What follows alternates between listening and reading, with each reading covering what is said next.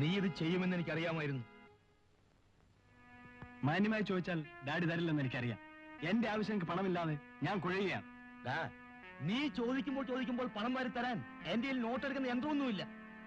നീ കാരണം എനിക്ക് തല ഉയർത്തി നടക്കാൻ വയ്യാതെ. ഡാഡി വളർന്നത് പാവപ്പെട്ട ചായക്കടക്കാരൻ രാമുവിന്റെ മകനായിട്ടാണ്. ഞാൻ ശേഖർ മുതലാളിയുടെ മകനാണ്. എനിക്ക് എന്റേതായ ചെലവുകളുണ്ട്. ഡാഡി, നീ എന്റെ മകനല്ലടാ. ഇന്നു മുതൽ ഈ വീടിനകത്ത് കാലൂത്തരുത്. ഇറങ്ങടാ വിളി. ഡാഡി, ഇറങ്ങാനാ പറഞ്ഞത്.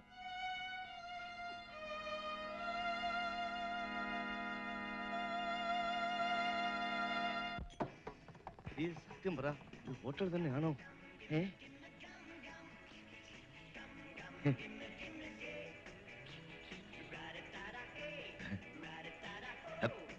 ക്ഷമിക്കണം.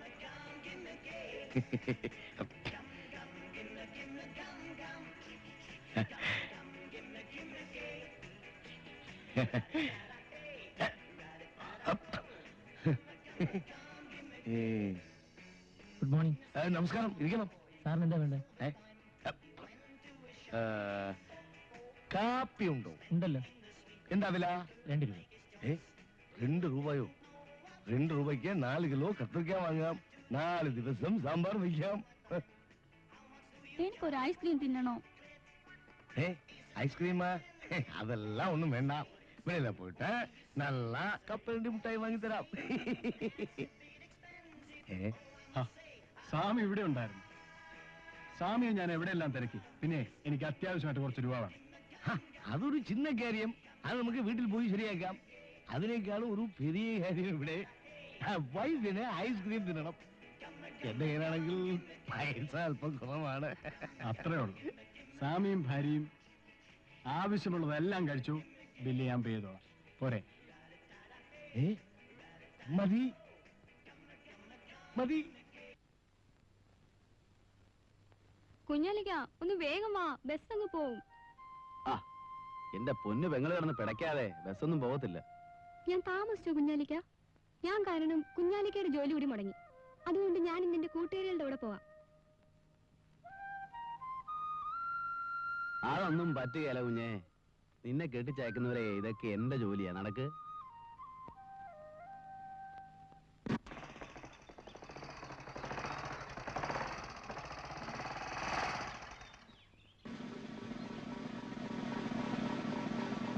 മിസ്റ്റർ മധു, വരൂ, നമുക്ക് അവിടെ നിന്ന് സംസാരിക്കാം.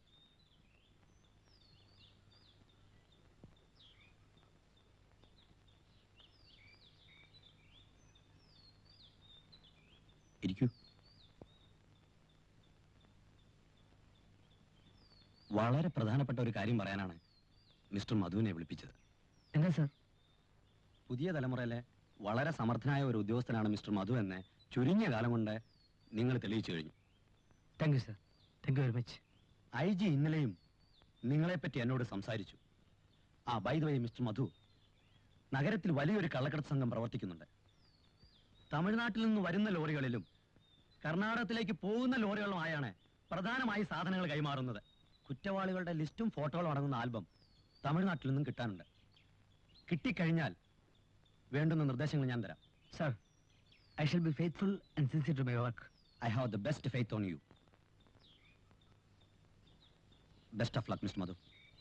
Okay.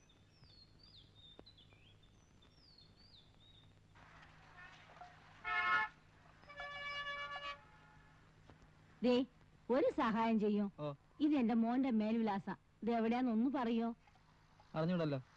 അയാളുടെ ചോദിച്ചാ പറഞ്ഞുതരും. ദേ, എനിക്കൊരു ഉപകാരം ചെയ്യാമോ? ഞാൻ പട്ടണത്തിൽ ആദ്യമായിട്ട് വരിക. എന്റെ മോനെ കണ്ടുപിടിക്കാതെ എനിക്ക് തിരിച്ച് നാട്ടിൽ പോകാൻ പറ്റില്ല. ആരാ നിങ്ങളുടെ മോൻ? കഴിഞ്ഞ മാസം ഒഴിച്ച് എല്ലാ മാസവും അവൻ പണം അയക്കായിരുന്നു. ഉള്ളതെല്ലാം വിറ്റാണ് ഞാൻ അവനെ പഠിപ്പിച്ചത്. അവന്റെ അച്ഛൻ ഇപ്പൊ തളർവാദം പിടിച്ച് കിടക്കയില്ല. ഏതോ വലിയ ആഫീസിലാ അവന് ജോലി. അമ്മ വിഷമിക്കണ്ട, നമുക്ക് കണ്ടുപിടിക്കാം. വരൂ, അങ്ങോട്ട് പോവാം.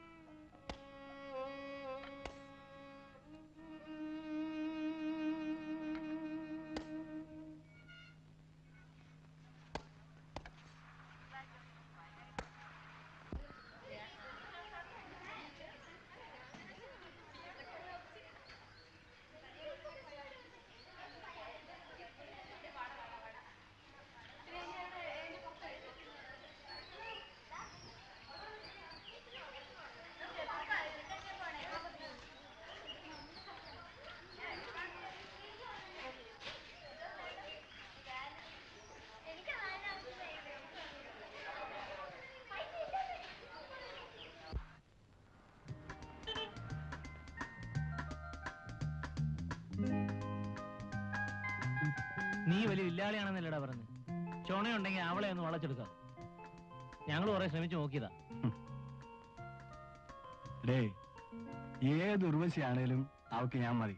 നോക്കൂ. All the best. Thank you.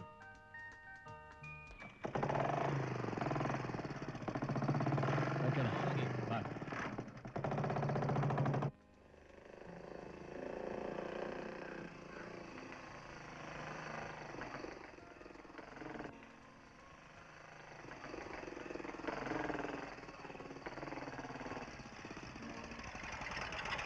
Hello, ഇന്ന് ബസ്സിലെന്ന് തോന്നുന്നു.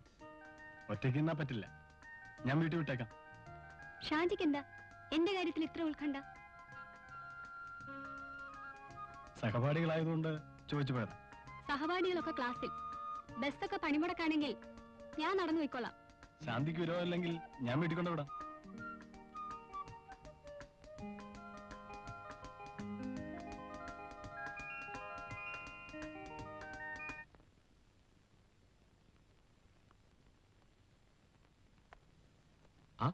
കുഞ്ഞാലിയോ? ഇരിക്കൂ. വേണ്ട, ഞാനിവിടെ നിന്നോളാം. ഞാൻ നിന്നെ വിളിപ്പിച്ചത് ഒരു കാര്യം പറയാനാണ്. നീ ആവശ്യമില്ലാതെ എന്റെ തൊഴിലാളികളുടെ കാര്യത്തിൽ ഇടപെടരുത്. നിനക്ക് ആവശ്യമുള്ള പണം ഞാൻ തരാം. നക്കാപ്പിച്ചയ്ക്ക് നാണം പണയം വെക്കുന്ന ചിലർ ഞങ്ങളുടെ കൂട്ടത്തിലുണ്ടാവും. പക്ഷെ എന്നെ അതിന് കിട്ടില്ല. ഞാൻ ആർത്ഥത്തിൽ പറഞ്ഞതല്ല. ആ സേതുവും ഞാനുമായി ഇനി ഒത്തുപോകും തോന്നുന്നില്ല. അവൻ ഇന്നലെയും ശമ്പളക്കൂടലിന് വാക്കടിച്ചു. എന്നും കൂലി കൂട്ടിക്കൊടുക്കാൻ ഒക്കുമോ കുഞ്ഞാലി?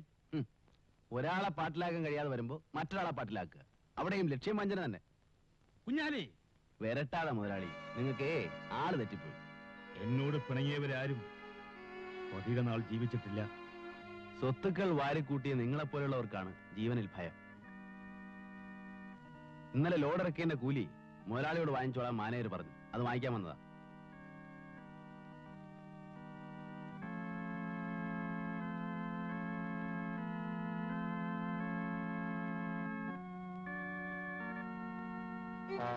ആ രൂപയെടുത്ത് കയ്യിൽ തരണം. എന്നെ തോൽപ്പിക്കാനായിരിക്കും ഭാവം. ആ രൂപയെടുത്ത് കയ്യിൽ തരാതെ മുതലാളിക്ക് അകത്ത് പോകാൻ പറ്റും. എന്താ പറഞ്ഞത് കേട്ടില്ലേ?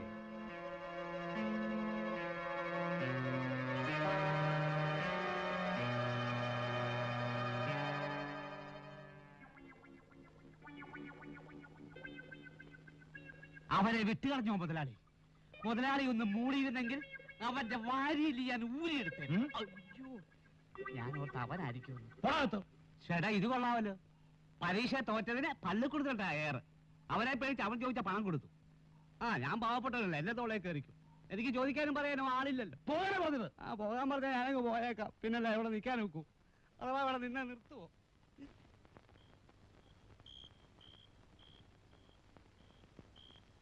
എന്റെ മോൻ ഇത്രയും വലിയ ഉദ്യോഗസ്ഥനായിട്ടും ഈ പട്ടണത്തിൽ ആരും അറിയാതെ പോയല്ലോ. ഞങ്ങളൊക്കെ പാവങ്ങളില്ലേ അമ്മേ? വലിയ ആൾക്കാരെയൊന്നും ഞങ്ങൾക്ക് പരിചയമില്ല.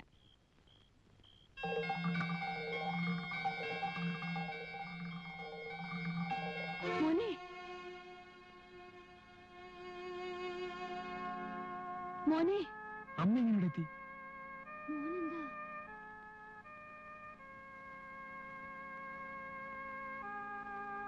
മോനെന്താ ഈ കൂലിപ്പണിക്കാരന്റെ വേഷത്തിൽ? പറയടാ, നിനക്കിവിടെ എന്താണ് ജോലി? സേതു ഇവിടുത്തെ ഒരു ചുമട്ട് തൊഴിലാളിയാണമ്മേ. ചുമട്ട് തൊഴിലാളിയാണെങ്കിലും ഞാൻ അന്തസ്സായിട്ടാണ് അമ്മേ കഴിയുന്നത്. പട്ടിണി കിടന്നു ഉള്ളതെല്ലാം വിറ്റുപറിക്കുകയും നിന്നെ പഠിപ്പിച്ചത് ഈ നിലയിൽ കാണാനാണോ മോനെ? നിന്നെ പഠിപ്പിക്കാൻ രാപ്പകല അധ്വാനിച്ച ആ മനുഷ്യൻ തളർവാദം പിടിച്ച് കിടക്കുന്നു. അദ്ദേഹം ഇത് കേട്ടാൽ നെഞ്ചു പൊട്ടി മരിച്ചു പോകും.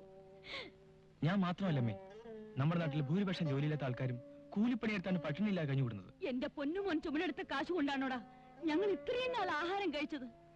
നീ എന്തുകൊണ്ട് ഇത് ഞങ്ങളോട് നേരത്തെ പറഞ്ഞില്ല? നീ എന്തിനാ വലിയ ഉദ്യോഗസ്ഥനായി ഞങ്ങളുടെ മുമ്പ് അഭിനയിച്ചത്? എന്നെ കഷ്ടപ്പെട്ട് പഠിപ്പിച്ച അച്ഛന്റെ അമ്മയുടെ ആശ്വാസത്തിന് വേണ്ടി.